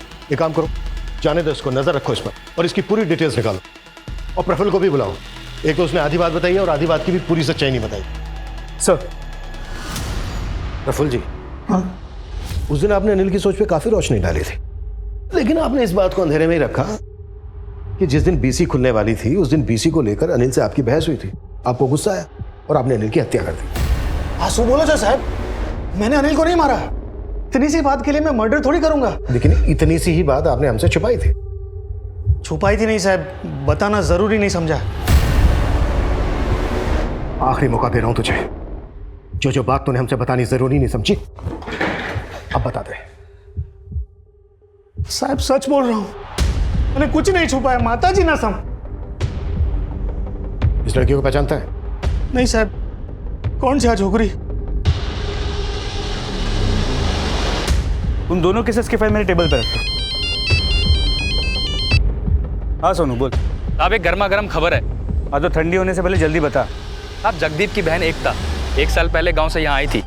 हाँ तो उस वक्त जगदीप ने प्रीति के भाई देव की खूब पिटाई की और आनंद फानंद में एकता की शादी कहीं और कर दी थी साहब। मैंने देव को पीटा था क्योंकि उसने मेरे बहन के साथ एकता के पेट में देव का बच्चा पल रहा था सर। दोनों ने किसी को बिना बोले अबॉर्शन करवा लिया। भैया भैया भैया छोड़, भैया क्या कर रहे हैं, छोड़िए उसको। मेरी बहन जगदीप, अरे क्यों मार रहे हो इसे? इसने मेरी बहन के साथ। मैंने फौरन एकता को गांव भेज दिया और 1 महीने के बाद उसकी अहमदाबाद में शादी करवा दी।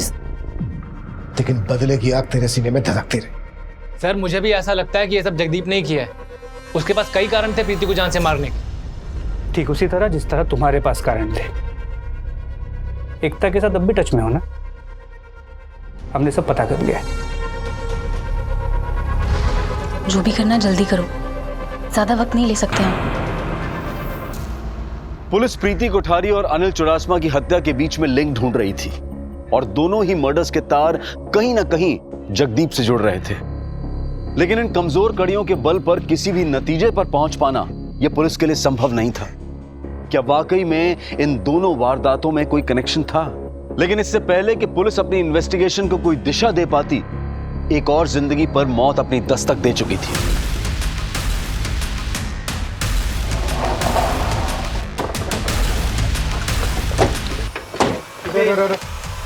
पीछे करो इनको।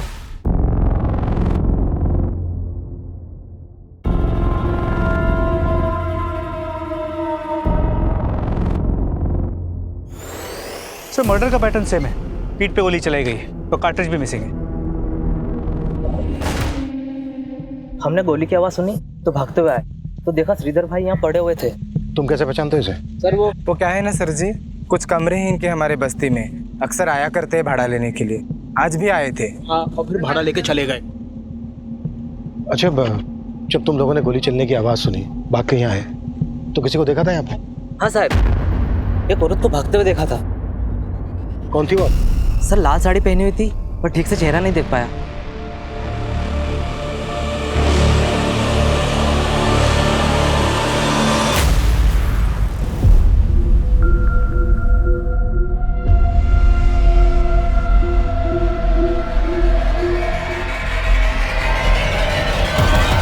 तो श्रीधर मर्डर केस का भी सेम पैटर्न है। 0.9 mm की गोली से पीठ पे शूट किया गया। मेहता, पहली बार इन तीनों मर्डर्स में हमें किलर का कुछ क्लू मिला है। वो लाल साड़ी वाली औरत। मेहता, वापी में जितनी भी 0.9 mm कैलिबर की गन के लाइसेंस इशू हुए हैं, इन सब की डिटेल्स लिखो। और जहां पर हमें श्रीधर की लाश मिली थी उसके आसपास के सभी सीसीटीवी फुटेज चेक करो। आई एम श्योर वो लाल साड़ी वाली औरत कहीं ना कहीं जरूर कैप्चर हुई होगी। जी सर। और सर फिलहाल मीडिया इस केस को काफी उछाल रही है। मेहता, ये लाल साड़ी वाली औरत वाली बात मीडिया तक नहीं पहुंचनी चाहिए, नहीं तो किलर अलर्ट हो सकता है।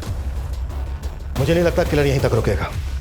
वो इस वक्त अपने अगले शिकार की फिराक में होगा और इससे पहले कि वो किसी और को नुकसान पहुंचाए, हम उसे धर दबोचना होगा।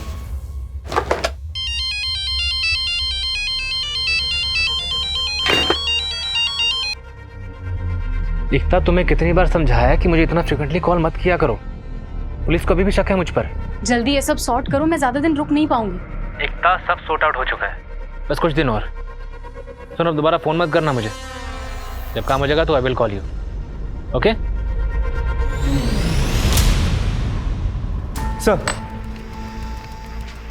सर वापी में 9 mm कैलिबर के गन के टोटल 45 लाइसेंसेस सिविलियंस को इशू किए गए। सभी से बात हुई। एक के अलावा बाकी सभी के गन सेफ है।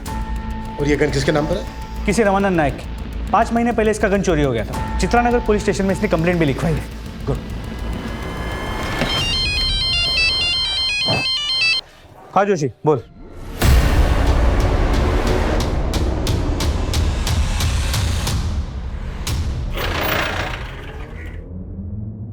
सर क्या हाथ लगा? सर सीसीटीवी में एक झगड़ा कैप्चर हुआ है। मैंने अपने फोन में उसका फुटेज ले लिया। ये देखिए सर, ये जगह क्राइम सीन से 15 मिनट की दूरी पर है। उस लाल साड़ी वाली औरत का झगड़ा इस चाय वाले के साथ हुआ था। कौन थी वो औरत? औरत नहीं साहब, किन्नर था। किन्नर? जी सर, किन्नर। पर मुझे पक्का यकीन है कि ये तीनों मर्डर्स इस लाल साड़ी वाली किन्नर नहीं किए हैं। श्रीधर के मर्डर स्पॉट से किन्नरों की बस्ती ज्यादा दूर नहीं है। एक काम करो मेहता, उस इलाके के सभी किन्नरों को राउंड ऑफ करो।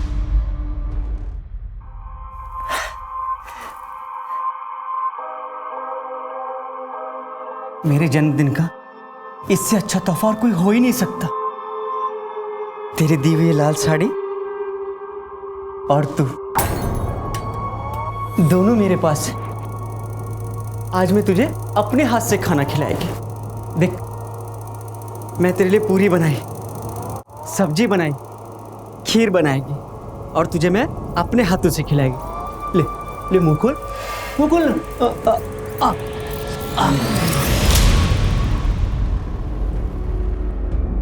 कौन था तुम में से? कौन था तुम में से? किसने मारा है श्रीधर, प्रीति, अनिल को? देखो, जो कोई भी था तुम्हारी बिरादरी का था। जो भी सच है बोल दो, नहीं तो यहीं सड़ोगे सालों तक। साहब, हमने नहीं मारा साहब उसको, लेकिन साहब जैसा आप बोल रहे हैं उसके हिसाब से जरूर उसको पद्मा ने मारा होगा। उसका उस दिन झगड़ा भी हुआ था श्रीधर से। श्रीधर भाई, पद्मा भाड़ू, मैं देती ना तेरे को, अगले महीने तेरे 4 महीने का हिसाब पूरा कर देगी मैं, सच्ची में। पिछले 4 महीने से पद्मा तू एक ही लाइन दोहरा रही है। पागल समझ के रखा है क्या? तू एक काम कर, मैंने चाबी आप अने मारू घर खाली कर। अरे कैसा करेगा तो मैं किधर जाएगी फिर? श्रीधर भाई, ऐसा नहीं करने का प्लीज। अरे नरक में जाएगा तू। चलेगा मेरे को। नरक में जाएगा, कीड़े पड़ेंगे तुझ पे, छोड़ेगी नहीं मैं तेरे को। अरे क्या चिकने सेठ, पीसीओ समझा है क्या? 2 रुपए देता है, अरे 5 रुपए तो दे। नहीं है। अरे कंजूस कहीं का, 5 रुपए देने में रो रहा है। पद्मा, तेरा ही नाम पद्मा है ना? हाँ साहब, नहीं पद्मा है। थाने चल, साहब ने बुलाया, बात करनी है। अरे साहब, मेरा बोनी का टाइम है। थाने चल, तेरी बोनी करवाते हैं। पकड़ो से। अरे साहब, पर साहब, मेरे को बंदूक चलाना आता तो मैं ताली मार के लोगों के सामने हाथ नहीं फैलाती। ड्रामा बंद कर पद्मा, कोई फायदा नहीं है अब। सीसीटीवी में सब कुछ कैप्चर हो चुका है, तू भी और तेरी ये लाल साड़ी भी। दिखाओ, देख।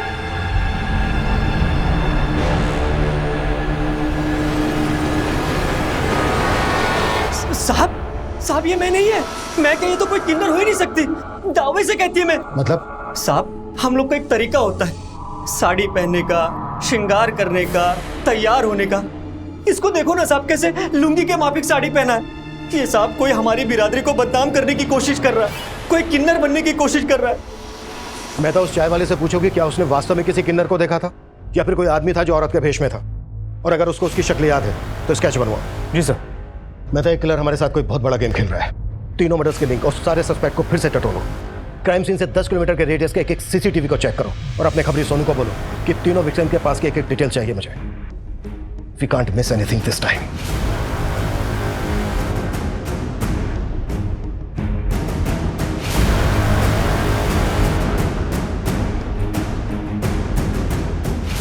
सोनू, इन तीनों विक्टिम्स के सारे राज खोद के निकाल, अपने सारे आदमी काम पे लगा दे। अपने पास टाइम कम है और काम ज्यादा। शक्ल याद है उसकी? थोड़ी बहुत याद है साहब। स्केच बना सकेगा? कोशिश कर सकता हूँ।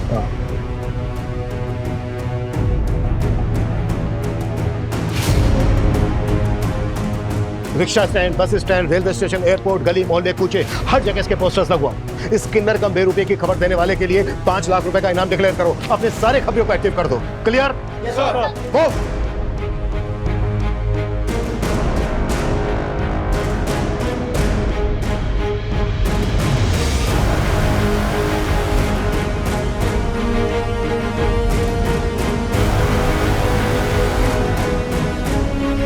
सीरियल किलर किन्नर के बाद अब पुलिस उस बहरूपिये की तलाश में जुट चुकी थी जिसने पिछले 3 महीनों से पुलिस की नाक में दम कर दिया था। बहरूपिये की थ्योरी को एक शक्ल तो मिल गई थी, लेकिन पुलिस के लिए अब भी ये केस तलवार की धार पर चलने के बराबर था। जैन सर, सर हमारे 4000 पुलिस वाले दिन रात इस केस पे लगे हुए हैं। हमारे सारे खबरी भी लगे हुए हैं। सर इस केस को लेकर बहुत जल्द कोई बड़ी लीड हमारे हाथ लगी। यस सर, मैं आपको अपडेट देता रहूंगा।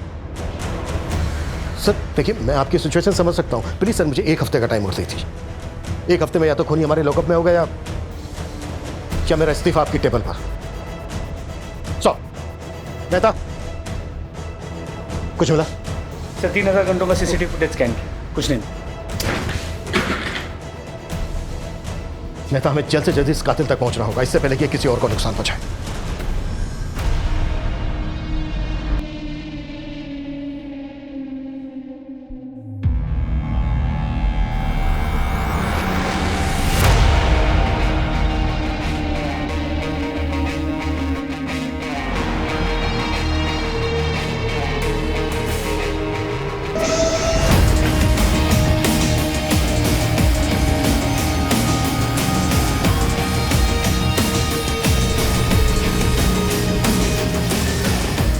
आज रात तू मिलने को आ रहा है ना? चल माल निकाल।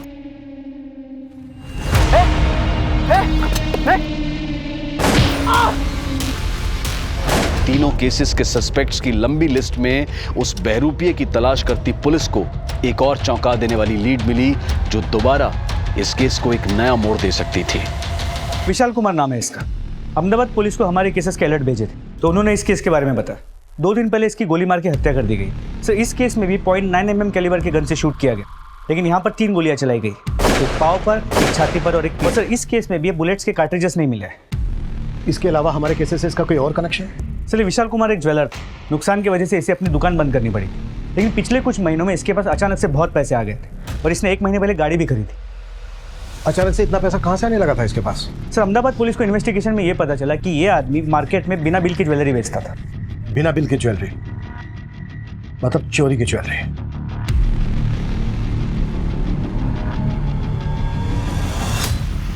प्रीति भी ज्वेलरी शॉप से आ रही थी।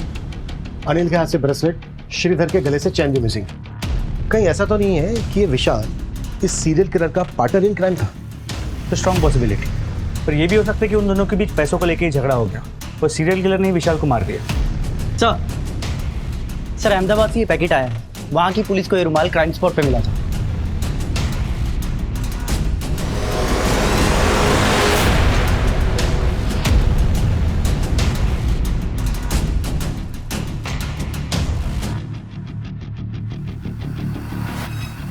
बहुत ही स्ट्रॉन्ग स्मेल है। तो ये खुशबू इकलिप्टिस के इत्र की हो सकता है। हर बड़ी में कातिल से रुमाल वहीं गिर गया हो। सर अहमदाबाद पुलिस ने अहमदाबाद की इत्र मार्केट में हर जगह पूछताछ की है कि ये इत्र कहाँ से और किसने खरीदा था, लेकिन सर उनके हाथ कोई लीड नहीं लगा है।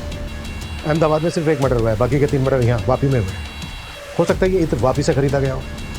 इस तरह की सभी दुकानें जहाँ पर ये मेडिसिनल या हर्बल इत्र मिलता है, सबको स्कैन करो।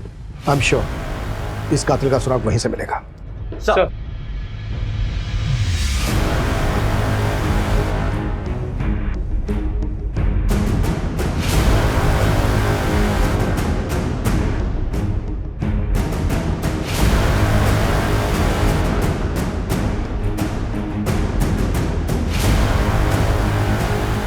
सर उस रुमाल पे जो इत्र लगा हुआ था वो किस दुकान से खरीदा गया ये पता चल गया है, और किसने खरीदा ये भी पता चल गया है।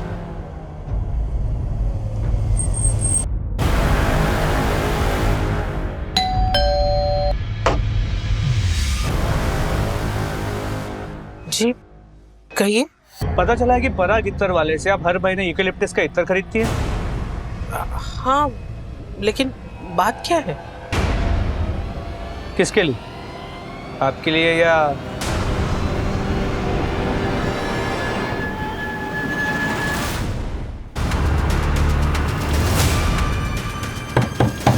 अरे काय को दरवाजा क्या है? जी ये है मेरे हस्बैंड राजेश, इन्हीं के लिए मैं इत्र खरीदती थी। क्यों मारा सबको? क्यों? पैसों के लिए। पैसों के लिए साहब। गन कैसे चुराए? चोरी करने गया था साहब।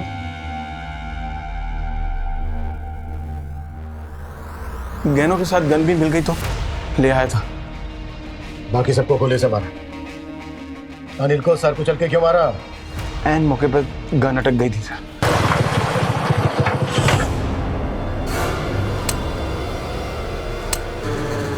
गन के बट से उसके सर पे वार करके उसको घायल कर दिया। लोगों को लूटने के लिए, उनका मर्डर करने के लिए। किन्नर बनने की वजह? ये आइडिया मुझे श्रीधर के वक्त आया। श्रीधर को मारने का इरादा नहीं था मेरा, लेकिन पद्मा मेरे को बोली कि भाड़े के वास्ते श्रीधर ने उसको घर से बाहर निकाल दिया था। अरे कैसा करेगा तो मैं किधर जाएगी फिर? श्रीधर भाई ऐसा नहीं करने का। पद्मा के साथ क्या कनेक्शन है तेरा? प्यार करता है उससे? मैं नहीं, वो मुझे करती। मैं तेरे लिए पूरी बनाई, सब्जी बनाई, खीर बनाई और तुझे मैं अपने हाथों से खिलाएगी। ले ले मुंह खोल, मुंह खोल। मुझे तो बस अपनी किस्मत से प्यार है। पद्मा मेरे लिए लकी। जब से उससे जान पहचान हुई तब से आज तक कभी भी किसी भी चोरी में मैं पकड़ा नहीं गया। अब देखिए ना, 3 मर्डर होने तक हम लोग भी मुझे कहां पकड़ पाए। अनिल के पास बीसी के पैसे थे, हाथ में सोने की ब्रेसलेट थी। श्रीधर के पास रेंट के पैसे थे, गले में सोने की चेन थी। अब प्रीति को क्यों मारा? उसके पास तो कुछ नहीं था। उसको मैंने ज्वेलरी की दुकान से निकलते देखा। मैं शिकार की तलाश में था, नई नई गन हाथ लगी थी। सोचा क्यों ना इस्तेमाल करूं, इसलिए मैंने गोली चला दी थी।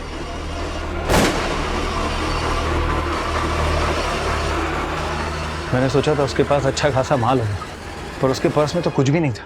और जो ज्वेलरी उसने पहनी थी वो सब आर्टिफिशियल थी। और अहमदाबाद का वो विशाल, उसको क्यों मारा? वो तो पार्टनर था तेरा। विशाल के पास मेरा राज था। 5 लाख रुपए का इनाम था मुझ पर। और विशाल को इस बात की भनक पड़ गई थी कि सारे खून मैं ही कर रहा हूँ और उसे ज्वेलरी बेच रहा हूँ। वो मुझे ब्लैकमेल करने लगा था।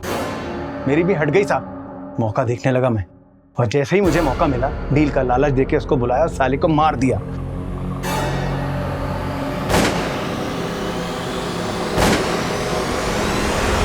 लगता तो नहीं कि ये सारे मर्डर तूने सिर्फ पैसों के लिए किए। गरीबी क्या होती है साहब, आप लोग को नहीं पता। गरीबी? 11 साल का था मैं जब बाप मर गया था मेरा। अपने से छोटे 3 भाई बहनों को पाला है मैंने और खुद पढ़ाई की है। गरीबी की बात करता है। तेरे से ज्यादा गरीबी देखी होगी मैंने, और मैंने ही नहीं, मेरे जैसे और ना जाने कितनों ने। उन्होंने मर्डर किए, चोरी की। मर्डर करने के बाद काटेज उठा के ले जाता था। कहां से आया आइडिया तुझे? क्राइम शो देखकर। क्राइम शो देखकर तूने ये नहीं सीखा कि मुजरिम चाहे कितना भी शातिर हो, पुलिस उस तक पहुंच जाती है। राजेश गाला सिर्फ पैसों के लिए लोगों की हत्याएं करता था। उसे अपने किए पर बिल्कुल भी पछतावा नहीं था। पुलिस को संदेह है कि राजेश इन चारों के अलावा और भी हत्याओं से जुड़ा हुआ हो सकता है। पुलिस राजेश से पूछताछ कर रही है और उसका साइकियाट्रिक ट्रीटमेंट भी चल रहा है। अब मैं अनूप सोनी आपसे विदा लेता हूं। फिर मुलाकात होगी क्राइम पेट्रोल सतर्क के ब्लैक हेडलाइंस अध्याय में एक और नए केस के साथ। और याद रखिए, क्राइम और आपके बीच में सिर्फ इतना फर्क है कि आप कितने सतर्क हैं। सतर्क रहें, सुरक्षित रहें। जय हिंद। क्राइम पेट्रोल्स के और भी दिलचस्प कहानी देखने के लिए हमारे चैनल को सब्सक्राइब करें और बेल आइकॉन दबाना न भूलें।